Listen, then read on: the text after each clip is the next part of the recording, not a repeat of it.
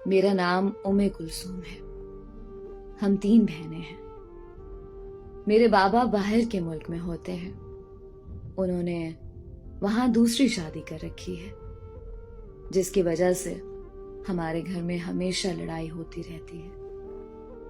گھر کے ماحول سے مجھے بہت وحشت ہوتی تھی، اس لیے میں نے فیس بک پر ID بنائی. میں ایک بہت خوش مزاج لڑکی تھی. فیس بک پر میری ایک دوست بنی جس کا نام ثنا تھا. 1 سال ہو گیا ہماری دوستی کو. کافی گہری دوستی ہو چکی تھی، لیکن کچھ دنوں بعد وہ اچانک سے غائب ہو گئی. وہ اسلام آباد کی رہنے والی تھی.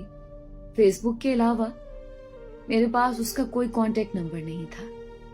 میں بہت پریشان رہنے لگی کہ پتہ نہیں کیا ہوا، وہ اچانک سے کہاں چلی گئی.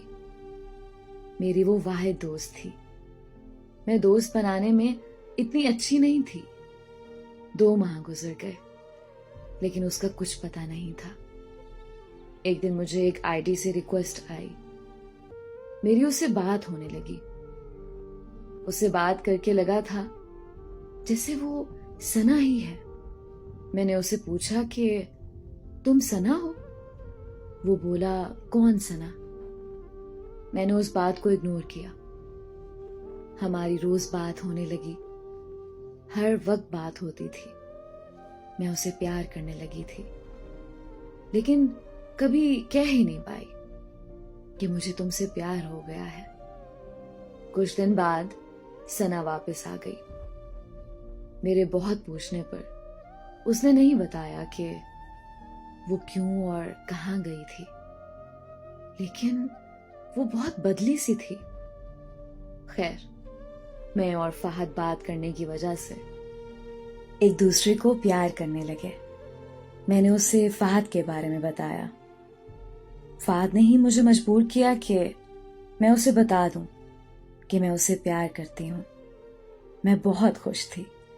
ہماری بات ہوتے ہوئے 3 سال ہو چکے تھے. اچانک ایک دن ثنا نے بتایا کہ فہد اس کا کزن ہے. میری تو جیسے دنیا ہی ہل گئی.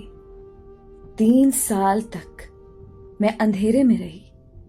میں نے پوچھا کہ پہلے کیوں نہیں بتایا؟ نہ تم نے بتایا نہ ہی اس نے. اس نے میرے سوال کا جواب نہیں دیا. میں نے فہد سے بھی پوچھا تو اس نے بہانے بنا کر بات ٹال دی. کچھ دن بعد میں نے اصرار کرنا شروع کر دیا کہ میرے لیے رشتہ بھیجو، لیکن وہ ہمیشہ ٹال مٹول کرتا رہا. 4 سال ہو گئے. میں نے کبھی اس کو نہیں دیکھا تھا. ہماری صرف فیس بک پر ہی بات ہوتی تھی. میں نے جب بھی اسے اصرار کیا کہ اپنی تصویر تو دکھا دو، وہ منع کر دیتا تھا. ہماری کبھی کال پہ بات نہیں ہوئی تھی. ہمارے تو نمبر بھی ایک دوسرے کے پاس نہیں تھے. ایک دن میں نے اسے کہا کہ میرے لیے رشتے آ رہے ہیں تو وہ رشتہ بھیج دے، لیکن اس نے بتایا کہ اس کی فیملی میں کوئی نہیں ہے. ایک دن